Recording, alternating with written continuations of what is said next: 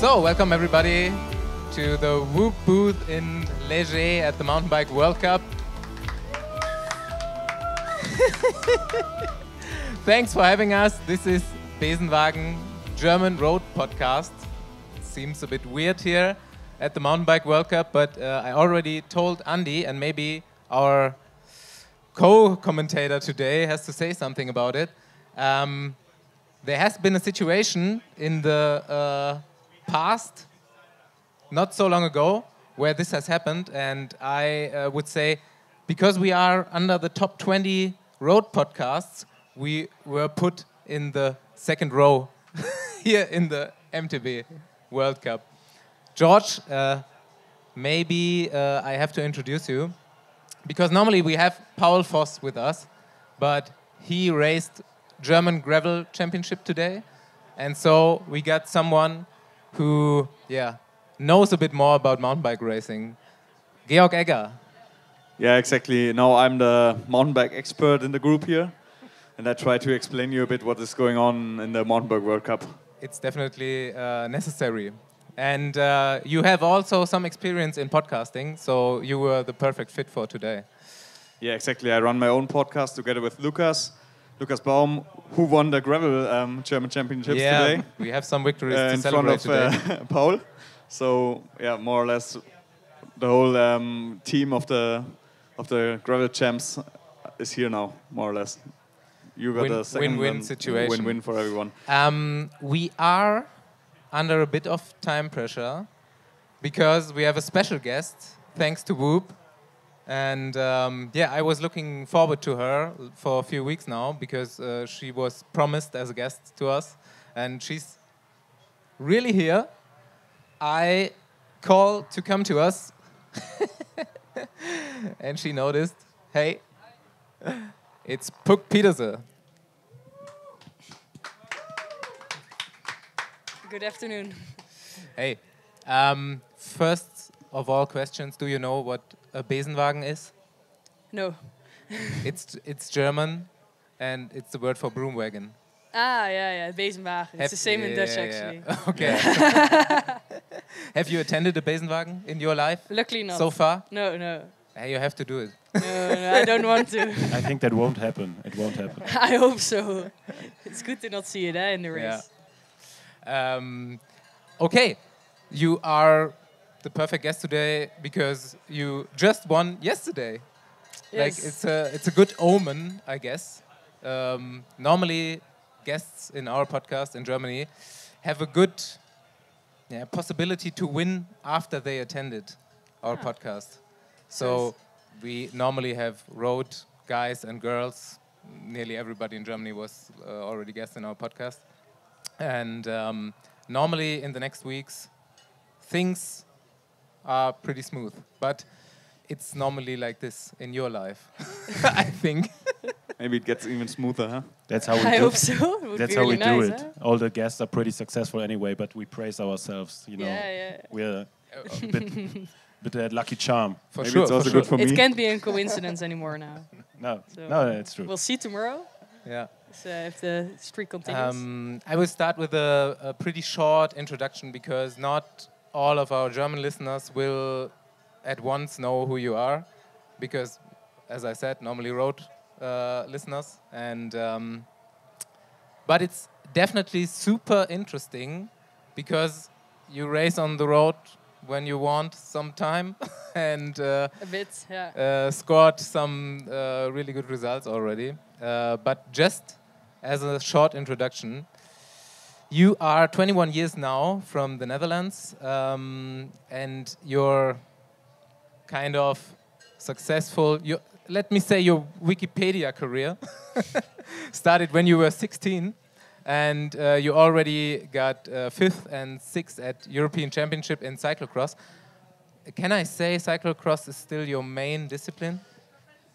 Yeah, it's a bit of both, I think, especially after this season. I really see myself as an off-road rider, so I don't have to choose between the two. But till now, it's been, the discipline I had the most results in. You were European champion in cyclocross in under 19, in under 23.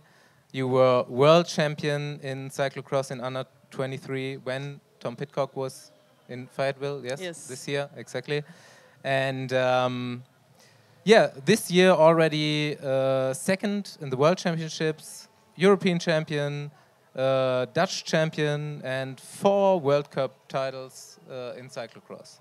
But now it's summer, and you are bored, so you are here, and we can come to the other discipline. Did you ride mountain bike already when you were 16 and already successful in cyclocross? Yeah, for sure. I think since under 17, I've always combined the two, actually. So when I was under 19, I also did some like the junior series, worlds already on the mountain bike, and also last few years under 23. So yeah, this year stepping up, and it went the best season so far. So really nice. Where did you train in the Netherlands when you were riding mountain bike? Because it's pan flat, right? Yeah, it's really flat. No, actually they made like a lot of trails around my home, which is really nice. The trails are easily doable on the cyclocross bike as well. It's not really mountain bike specific, so yeah, most of the technique I learned like at the World Cups themselves, like at the bigger international races. But now also they have like at 40 km from my home, they built like a bike park with stones and stuff. And it's really nice coming there with like a group of all under 23 junior riders to train there together, do intervals together. It's really good for the technique. Okay. Yeah, just to like make the introduction complete. 2 times Dutch champion under 19 in mountain bike cross country. Third, second, and first at the European Championship in mountain bike. In this year, 2023, already 3 World Cup victories and second in the short track World Championship and third in the cross country Olympic. And yesterday, short track victory. it's quite, it's like Mathieu van der Poel or like Tom Pidcock. They can do it all. Puck can do it all. Till now, it's been really good. Yeah. Georg, he's like today he's our expert in mountain biking because like we know him quite well and he's doing cross country for all his life. But now, do you know him? He won Cape Epic last year and really? Second this year. It's like Speed Company Racing. I watched the Cape Epic, so then I have to. This is one of the Speed Company guys. But I gave him as a homework that he shall think about some questions for you, more specific than ours could be. Yeah, so maybe the most interesting question: what is the main difference between cyclocross and cross country? The main difference. First thing is I think the time of the race. So cross is normally around 50 minutes. So then cross country is almost 2 times as long. So it's a bit more endurance, of course. And then the biggest thing is of course the stones and the descents that you have in mountain biking, like the rough terrain. Mountain biking is really, you can be good on the climbs, but you also have to be really good in the descents. And cross is more like a crit on the road, fast riding off-road, on the grass. Yeah, and maybe, do you think cyclocross is more explosive, or you need more explosiveness for all the accelerations? Or I think so. After like every corner, you need to really attack and keep the speed high. Sometimes you have races that like almost between 25 and 30k an hour average. Yeah. So the speed is way higher than on the mountain bike. It's not all about pushing watts per kilo like uphill. Yeah. And how was the switch for you? Like, was it easy doable? I mean, you were quite successful in mountain biking straight away, so it worked out well for you. But did you prepare like different to mountain biking? Well, it looks a bit the same actually, but for cross season. I don't really have a preparation period because it's so close to the mountain bike season. So, and during cross, you also can't really do like big training blocks because every weekend is, for some people, even 3 races. So you're... That's crazy. Yeah, you're just only doing recovery rides every day. I think you cannot do that on a mountain bike because the mountain bike races are too intense. Yeah, I think so. Like now we have 8 World Cups and it's already quite a lot on a mountain bike. Yeah, I think so.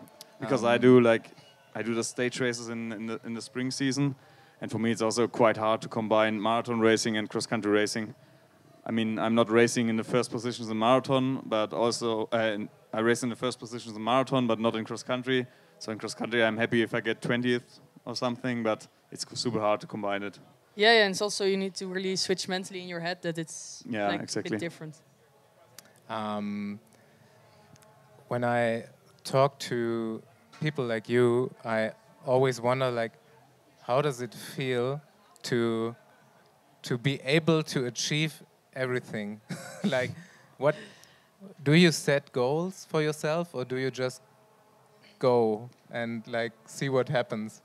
Yeah, for sure you set goals, but yeah, also before the season I didn't really know what to expect because it was my first time in elite. Yeah. And like in cross, you already start from when you're 16 with the elite riders, so you ride against Marianne Vos already, and then you can really see yourself season by season moving up. And now it's just really like a bit, I didn't know what to expect. So through the season, the goals have adjusted bit by bit. At first, it was to be like top 8 one time because that would get me into the Olympics. And now it's just to ride the podium every race, which is till now only Andorra in the XCO it didn't work out, but otherwise every race. So. And how would you describe it for yourself? Is it fun, or is it like chasing goals, or is success fun for you, or is the way fun for you to the success? Yeah, I think the whole process till now has been really fun for me. Like, it's really nice to see improvement. Also, still through the year, but also season by season, you see it becoming yourself becoming better and better. So that's of course the fun, but now it's also more pressure, of course, with the leader's jersey on my back. So now it's also a bit more like mentally tougher than being the dark horse and just getting to go into a race. Yeah. And do you already think about for your future, because you, as I already said, you also race on the road sometimes and switch disciplines, and maybe I can imagine that this is a pretty close calendar, and as a 21-year-old maybe you don't think about the future, or this can be too much at some point. Do you already have thoughts in this direction, that you say, okay, at this point I have to take a break, or I have to do something different, that my mind is clear again? Yeah, I don't know. Till now it has worked out pretty well. The combination between, especially road and mountain bike and cyclocross. But for the future, of course, I think I need to make more and more choices. If what you want to do, because you can't ride road season and a full mountain bike season. You also see that with Pitcock, for example, who isn't a lot on a mountain bike. But I think as long as I have the fun in the mountain bike, I won't go away that quickly. Okay, because I followed your results a little bit, and with the success you had in cyclocross, it was hard to not see it. And when I saw you racing in Strade Bianche, especially this year, I thought, okay, if she's doing more road racing in the future, for sure, she's one of the biggest riders also on the road. So I think that maybe that will be the hardest thing for your career, not to, ride your bike, but choose in which discipline. Yeah, for sure. It's also, I think, really nice to have like that discipline that I haven't really explored yet, still there. So when I want to change it up in the future, I can always do like a season maybe on the road and see how that goes. It's really, and then you also don't have like the pressure, of course, because then you're there again, the dark horse that has to move up through the races and learn a lot. Yeah, I guess the dark horse is history. On the mountain, whatever you do, there will no status. There will not be a status as a dark horse again. Did you have idols in your career, or do you still have idols? Yeah, for sure. Like when I started watching racing, Marianne Vos was already winning like everything. Yeah. From cross on the roads, always. Also, when we were starting racing. Yeah. So she's been there for a long time, and that's I think she's for like most of the Dutch young female riders. She's one of the biggest inspirations. Do you have contact to her? Yeah. When you see each other at races, you of course talk now. Yeah, cool. Yeah, I think that's also big. She plays a big part in the success of Dutch cyclists. I mean, you're coming from a strong cycling nation, but especially in women's cycling, you have a lot of talent. Like the biggest riders in the world, most of them are probably Dutch. And I think Marianne play a big part of that. Yeah, for sure. I think a lot of people or girls went on the bike because of her. Yeah. Okay, we need you to take out your phone. And open the WHOOP app. Ah, yes. Yeah. You can do it too. Yeah. Georg. I just discovered this yesterday, that there's like something of a record page. A record You know page? it? No? You go on your profile, and all time.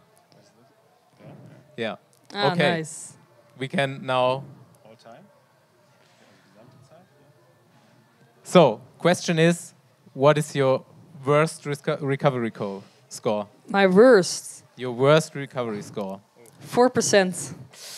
I think that was last year after the after party of Worlds here in the Yeah, like we had to talk to the WHOOP guys yesterday, and Ollie said already. Normally, you know what was your worst score. After this Worlds, it was also I think really low. Georg, what is yours? Yeah, I'm at 1%. Yeah, The same. yeah, 1%. Yeah. That's the already big goal for me as well at the end of but the I think season. it was also after some party or something. Yeah. Like if there was a big race and then a big party afterwards.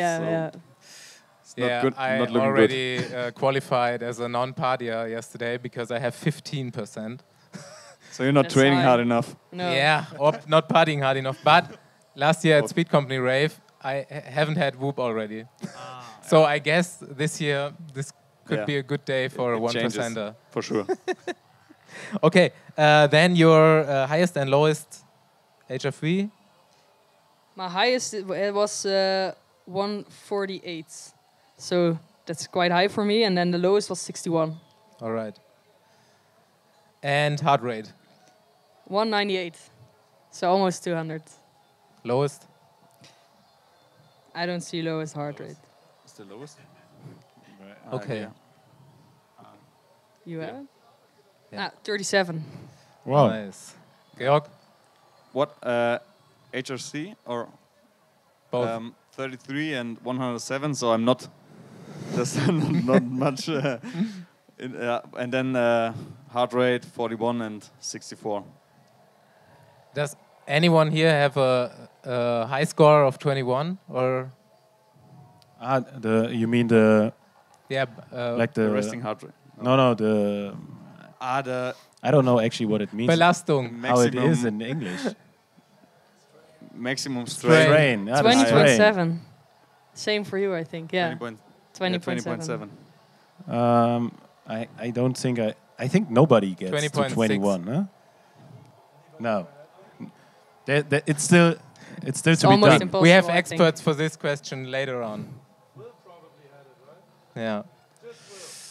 Okay, then your longest sleep at last? My longest sleep was 10.5 hours. Nice. Oh, 12 hours 16. Around the clock. All right, I think we can now say bye and wish you a good rest for tomorrow. Yeah, thank you. And we will cheer you. Yeah. It was really nice chatting to you guys. Thank you for coming. Yeah, no worries. Good luck for whatever you decide to do in the future. Yeah. Hopefully, see you in some more road races. Yeah, But that's just me, you know. exactly. We'll see. Okay, thank you. Yeah, Thank you, bye. Brooke.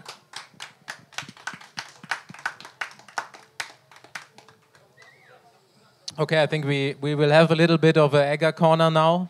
Yeah. And then All right. come to our last guest, who was supposed to be our first guest today. Yeah, guys, we have to discuss a bit today because we have a podcast swinger club here. I wrote down. There's a different event today where our partners are together. Yeah, Like, that's true. okay, let's explain the situation. Besenwagen is Andi Stauf, Paul Voss, and me, and Speed Company Racing is Georg Egger and Lukas Baum. So here in Léger, it's Andi, Georg, and me, and at German Gravel Championships, it was Paul Voss and Lukas Baum. And what did happen? It was Paul Voss versus Lukas Baum. Yeah. Maybe we can do some like arm wrestling or something. We're having a good time. Just Yeah. they had to battle it out. Yeah, I mean, I think they're finished now. Lukas Baum won. Congrats to Speed Company Racing. Congrats. But Paul managed to get second. For an old man, it's pretty good. How old is Paul Voss? I think he's 37, 38, something like this. 37 or 6, yeah. Yeah. So I told Basti this morning, Lukas should win it. I mean, he's like 10 years younger than him, so he has the power of youth. Yeah, so, but he's Germany's biggest gravel pro. Yeah, but now gravel pro doesn't mean, I mean, they are content creators, right? Worst retirement. It's a little bit, it's just a different title for it. So my teammate is now also a content creator. No, he's a mountain bike pro. But now he's looking a bit like he's switching to gravel, more or less. Yeah, I mean, but we will see. You also have to do it next week to help him. I also switched now. My first gravel race is incoming next weekend, so we'll see. Yeah, I just noticed today, because all this is win-win situation for me. I would be happy for Paul, but yeah, I'm happy for Lukas because I'm managing Speed Company Racing and get a bit of return when Speed Company Racing is winning races. But you will do gravel next week. Yeah, unbelievable. I was in Andorra last week. Yeah, and or 2 weeks ago, and I decided to do that gravel race as well. You liked it so much in Andorra that you want to go back, or did Lukas convince you? No. I thought maybe it's really a cool event, and it was an easy flight from more or less my hometown to Girona, and then it's only 2 hours from Girona to that gravel race. And then I decided, okay, let's try it. But it's quite hard. It's 180 kilometers and 3,000 meters of climbing. In height, yeah. It's not in too altitude? high, I think. It's not in Andorra directly. Okay. It's between Barcelona and Andorra. All right. Do you know who's starting there? Yeah. Besides it's Paul? Yeah. And I think Ivar Silk. Then Hans Becking, which is also a good mountain biker. Yeah. And then I don't know the gravel guys too good. So, but I think there are a few good guys. Yeah.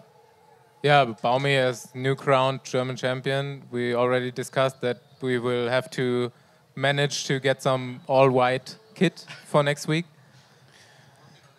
Yeah, the time is running. We try to do our best. All right. Okay. The white WHOOP band is just in the making. It's in the making already. And I said let's organize some airbrush guy. Okay, but now we are here in Léger, Mountainbike World Cup cross country. You're actually not a cross country rider. Your main discipline is marathon. What are you doing? No, that's not true. I mean, I did cross country from childhood on together with Lukas, but then we found out that marathon is more our thing, or especially Lukas really likes the long distance riding. That's why he's also riding gravel races. And I'm still a bit in love with cross country because it's so pure and you can see everything on the track. As a spectator, it's easy to see the whole race going on, and that's what makes cross country racing also quite spectacular. The tracks look a bit more sketchy and more tricky. They are also more tricky to ride, and it's a bit like a mix of marathon and downhill racing combined. I just wanted to say, sing us the song of Cross Country World Cup, because as long as I know you, which is not so long, like not even 2 years, I know that Cross Country World Cup is your complete passion. you love to, like, did you attend every station this year? No, yeah, till now, yes, but I won't do the overseas World Cups. Yeah. But you don't know the other guys in the World Cup. They are even more crazy than me, I think. All right. But for me, it's kind of normal to race the cross-country World Cup because I did it for several years now. And yeah, I'm still in the mix and still in good positions. But for sure, we won the Cape Epic, and now everyone knows us because we won that race. And position 20 in the cross-country World Cup, yeah, no one recognized it that much. So, but for me, it's quite fun to race those events because the event is super nice and sponsors also realize that you're on a super good level if you race top 20, which is also quite hard in that starter field because they are starting 120 guys, and if you're in the front or top 20, it's still good. But you have to say it's not only Cape Epic. Like tell what you won in the last 2 years, which stage races and marathon races. Yeah, there are a few more. Like we won Epic Israel, Lucas and I together. All the time we race together if it's possible. And there are also some stage races, the Mediterranean Epic, which I won by myself. And yeah, I had a few top 10 results in European Championships cross country. Yeah, so now. Yeah, Lucas was third in the World Championship marathon, and so we are quite crazy in our race schedule. So we mix everything up a bit, and everyone races the races which fits the best. Yeah. Yeah, and I know it's super important for you to race cross country. You were third, bronze medal in German Championships. Yeah, cross country and second this year. also. So yeah. And, a few years ago, and I didn't mention it. You start here tomorrow. Yeah, exactly. Yeah. So we'll see. I mean, the track here is quite nice. You can overpass riders super easy because it's quite wide all the time. And I start from 55, so maybe I can do a personal best. I'm feeling good now. Yeah. Had a bit of struggle the last weeks, but now I'm good again, and we'll see. Yeah, I totally get that you keep doing these events because this is only my second mountain bike event in a short while. I was at the Worlds and now I'm here in Ligier. Yeah. And you're right, it's a cool vibe. It's much cooler than road races actually. Which is not difficult. I think you couldn't do an event like this in road cycling. But for example, imagine you have like the whole road peloton for a whole weekend in a place like this. And you have a small crit on Friday afternoon, and then there's a party in town. I think you would meet like half of the road peloton at the party, and then on Sunday they won't be able to race. So yeah, we'll see because now the downhill race is going on, and maybe there's no racetrack left tomorrow because these guys are also partying so crazy. But I mean now it's even nicer because there are so many mountain bike disciplines meeting at one point. For example, now there's the downhill race. Yesterday was short track, tomorrow's cross country, and next weekend is marathon and enduro racing. So it's not only one weekend, it's even 2 weekends and a whole week of mountain bike racing. Yeah. What do you say?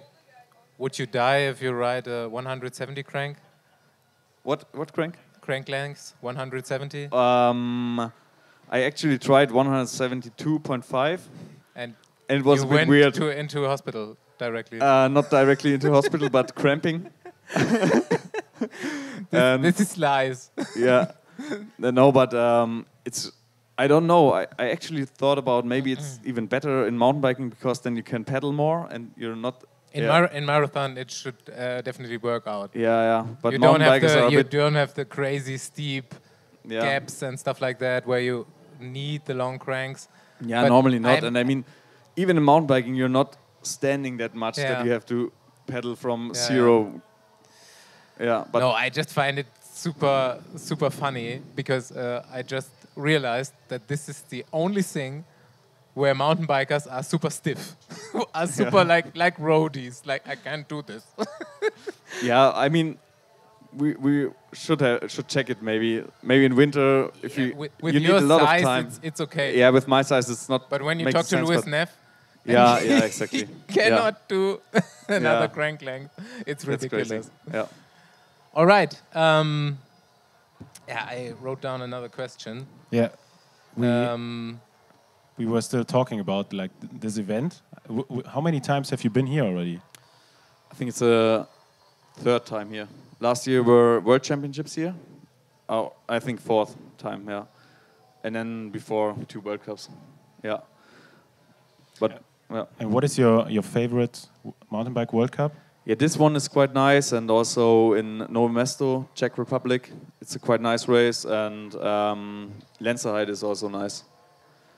And the last years there was also a race in Albstadt as well. Oh, yeah. And the atmosphere there was also great. I mean, the course was a bit old school, like 2 long climbs, a bit like here, but the climbs in Albstadt are a bit steeper, which is not too good for me, but I did also good races in Albstadt as well. What would you say is your best strength on a mountain bike? Yeah, it's actually, I think I would be a good time trail guy if I do road cycling. So actually it's not the acceleration, it's more or less the pure power, like slightly flat uphills without much corners, just pushing hard. That's also Luca's strength, and that's why we are so good in those stage races, yeah. Yeah. It's sounds like it. Yeah. Yeah. Are you already looking forward to the Cape Epic next year, or? Oh, yes. Yeah.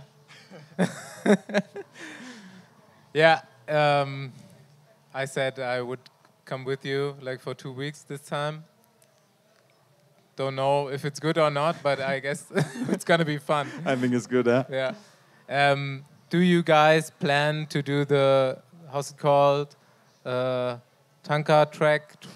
Yeah, that's not safe yet. Yeah. Maybe, but There's I think another stage race before in yeah, South but Africa. I think it's 5 weeks before or 4 weeks before, and it's too long if you stay down that long. I think maybe it was good that we traveled so late before the race, or we only traveled 6 days before the race, and then the excitement was super high.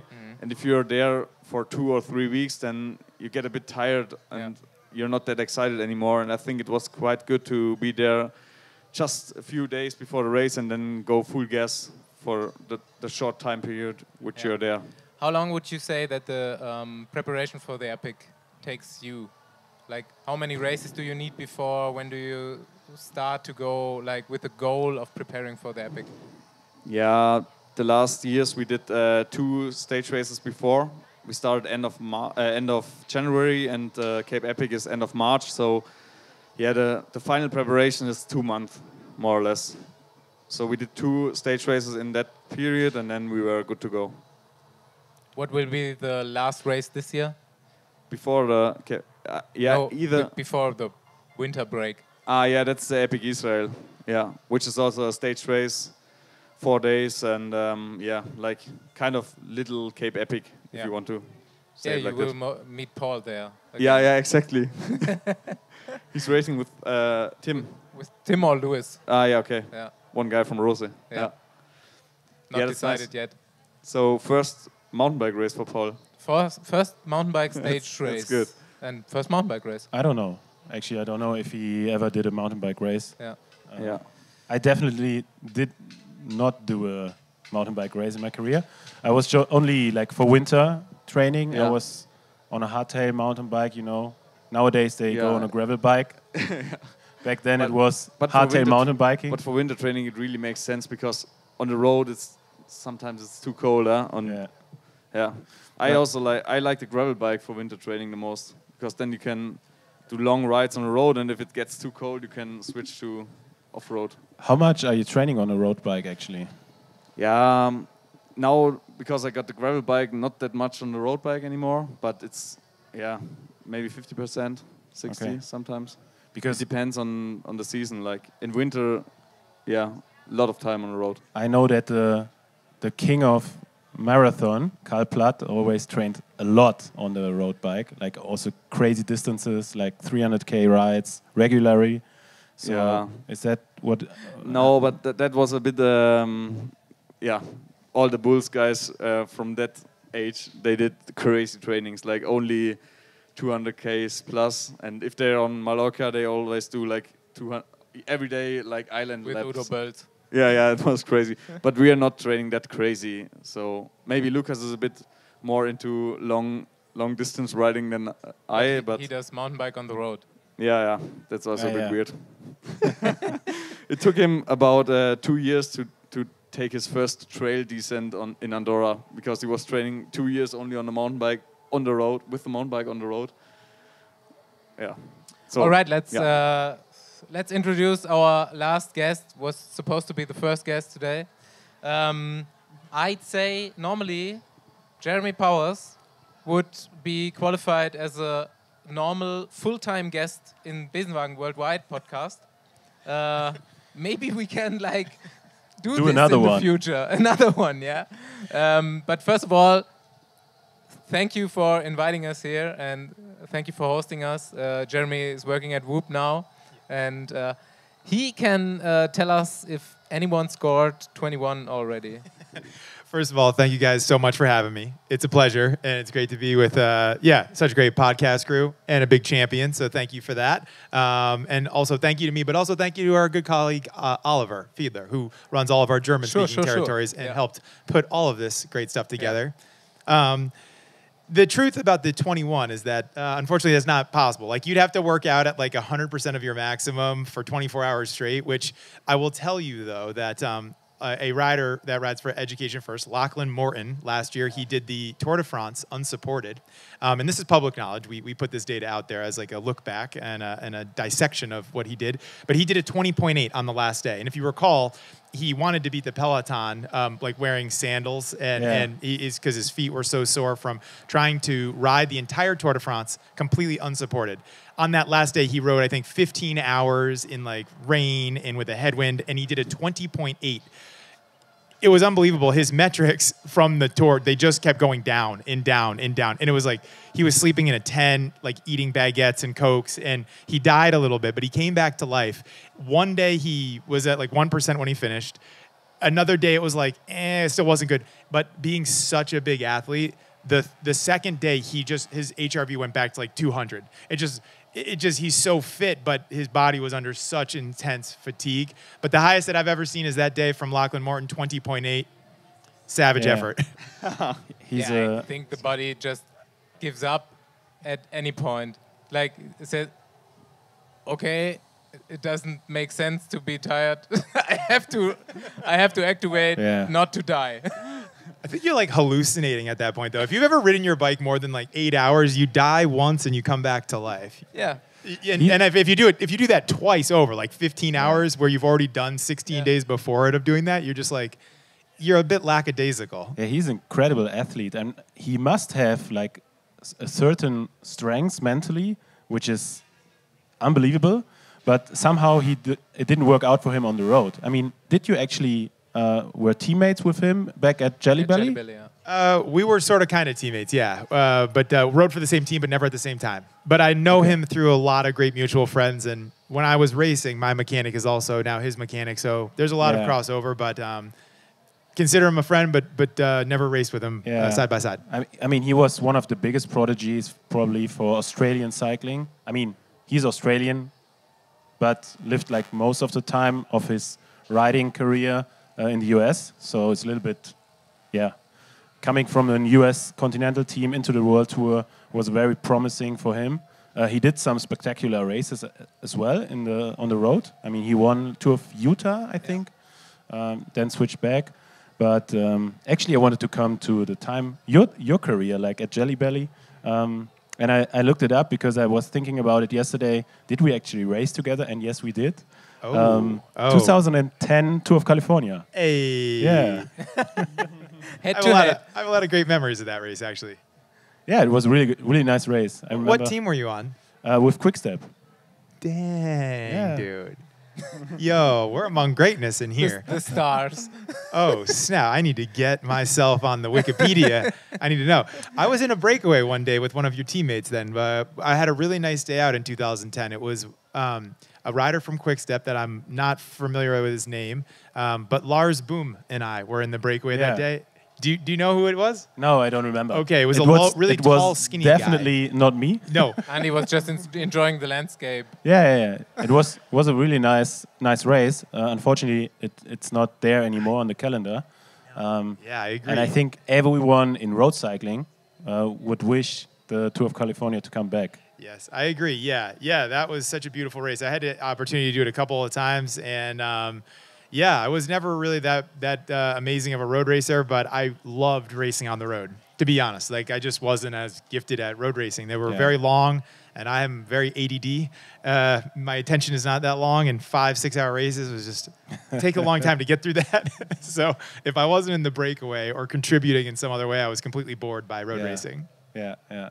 So your main discipline was cyclocross. Yes. Early in my life, I did mountain biking.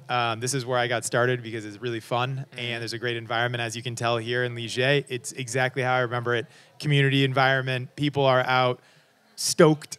Yeah. You know what I mean? There's a good feeling here. People are cheering. They're enthusiastic. They really put their riders up on pedestals. They want to cheer on who they're fans of. But there was a great mountain biking community when I got started, 1996, 97, 98. Those years where I was very young, 13, 14, 15. But I had pictures of Paola Pezzo and Missy Giovi and all these famous mountain bikers at that time that were kind of blazing the trail for this. Ned Over and John Tomac. That's who I was like, oh my gosh, enamored with. And that grew a lot of passion for me. So I raced mountain bikes all as a junior.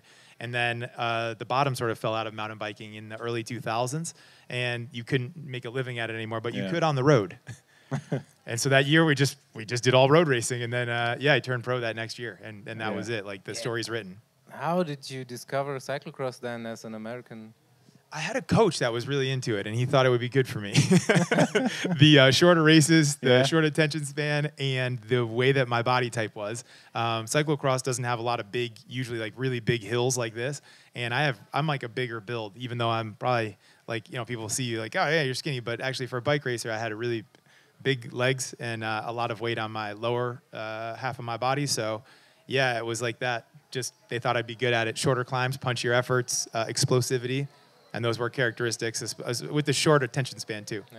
And so you turned out to be the best US rider in cyclocross. Yeah, it was. So for me, you were this. When I remember like Jeremy Powers, not that I was like following your whole career, but like you were the best US rider at your time. Oh, we lived in a beautiful time for cyclocross. It was really popular, and we had a lot of great series. And there was a lot of money to be able to make a living from it, which I think at the top sport, you have to be able to make a living if you want to contribute your whole life to it and focus everything around it.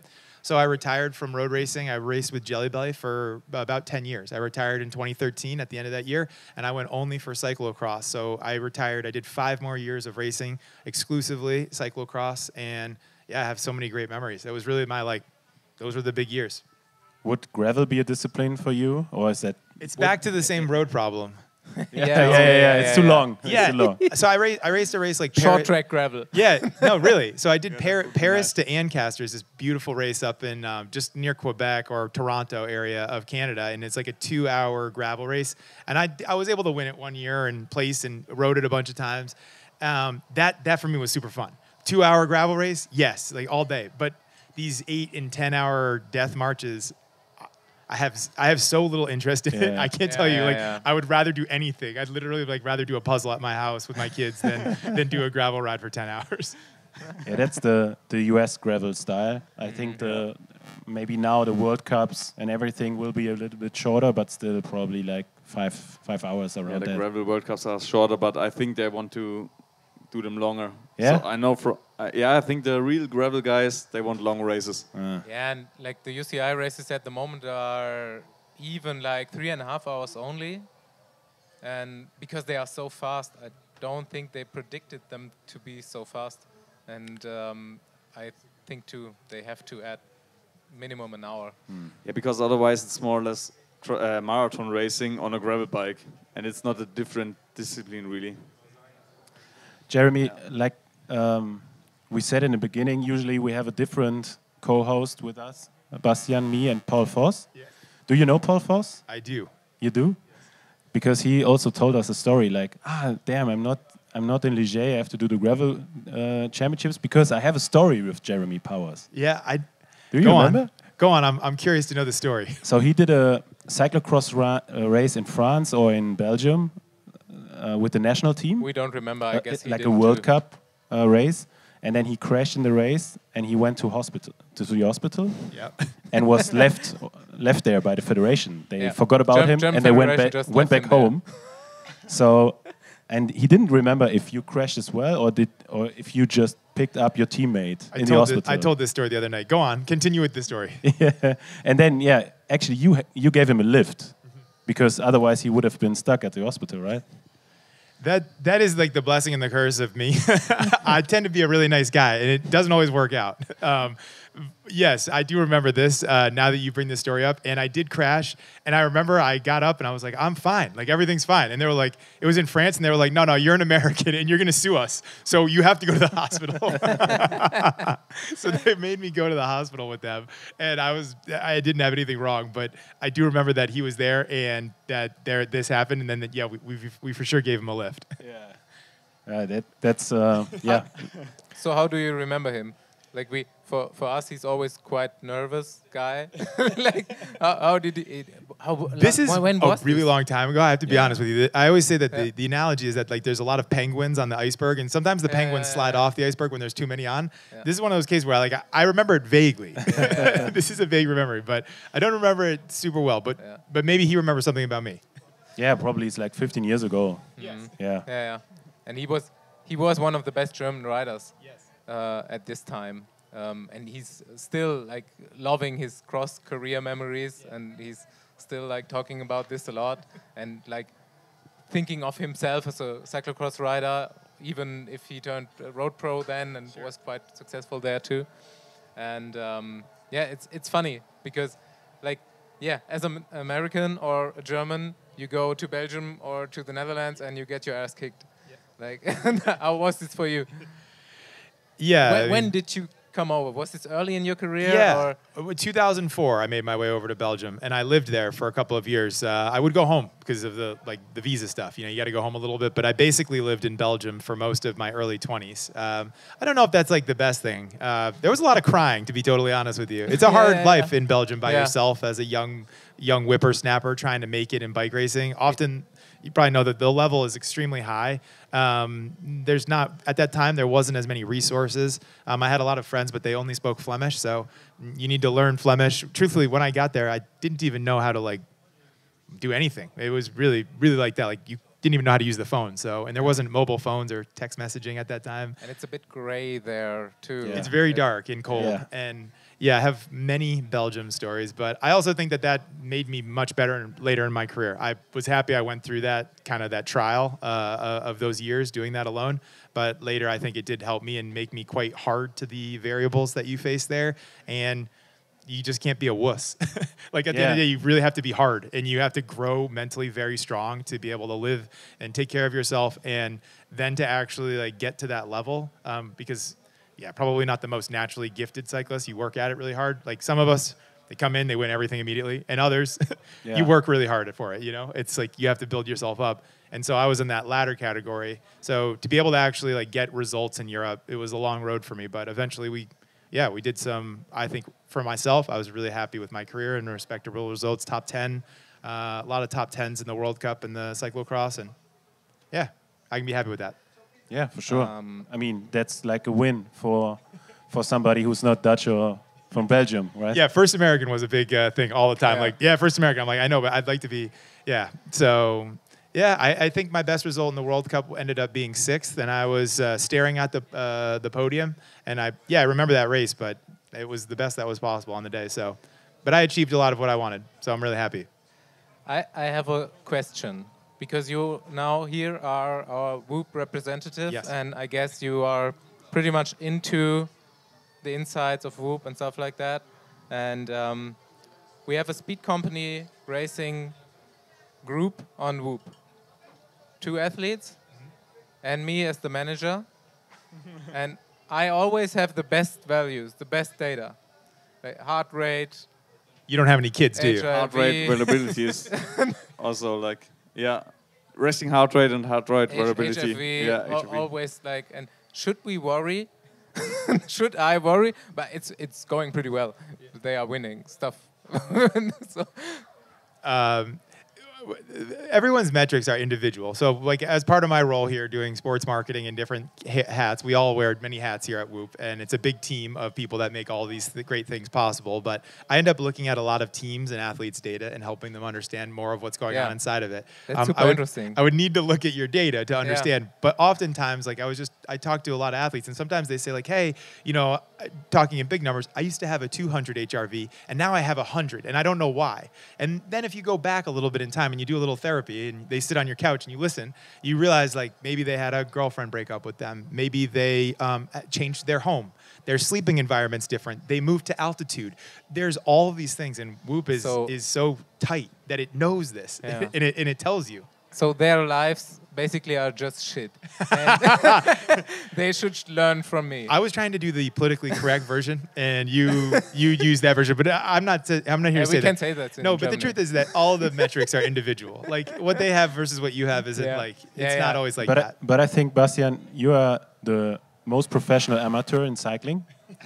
Like, we could see at your worst recovery score is like the highest worst recovery score from all of us. So, I mean, you're working very hard on your cycling career, but I'm working hard to ride training with pros. maybe your talent is in a different sport. We talked about it when we went for a hike this morning. Sure. He's very talented in table tennis. Did you know that?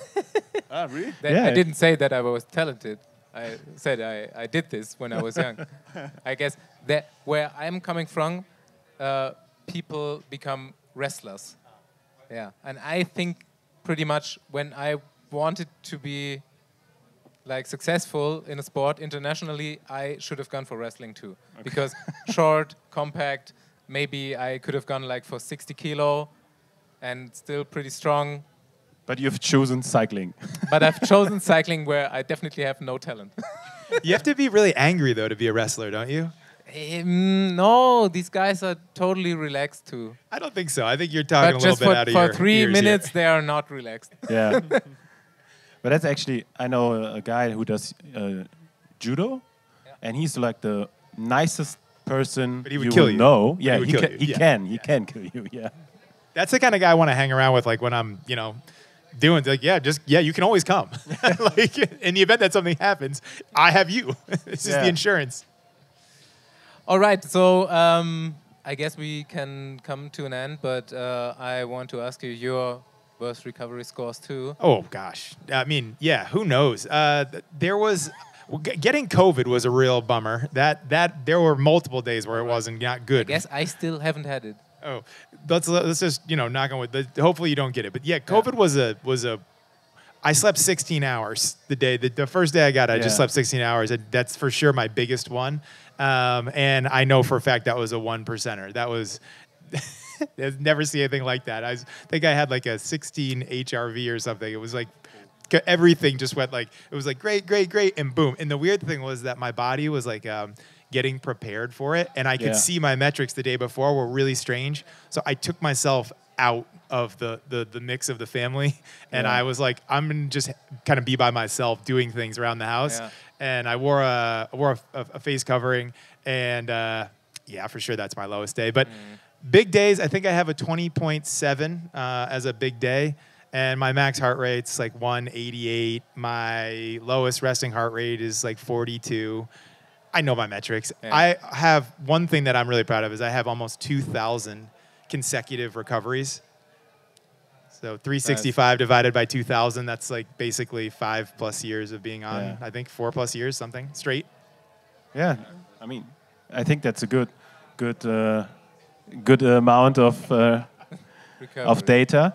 But I think what you mentioned, the like that you can track or that you can see maybe something incoming.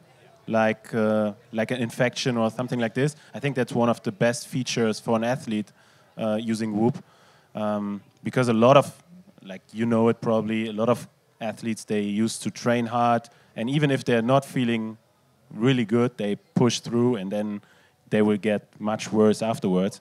And now with all the guys I know, Paul, I don't know how you are doing it, Georg, when you can see already that your scores are going down, that you can take a step back and, okay, I will keep it easy and then go through it a little bit better. Even the other way, because my score was shit today, and WHOOP actually told me this morning to do a soft activity. And we went hiking. I told you then, let's go for a hike. And we did this. And I'm feeling good now. I feel better than at breakfast.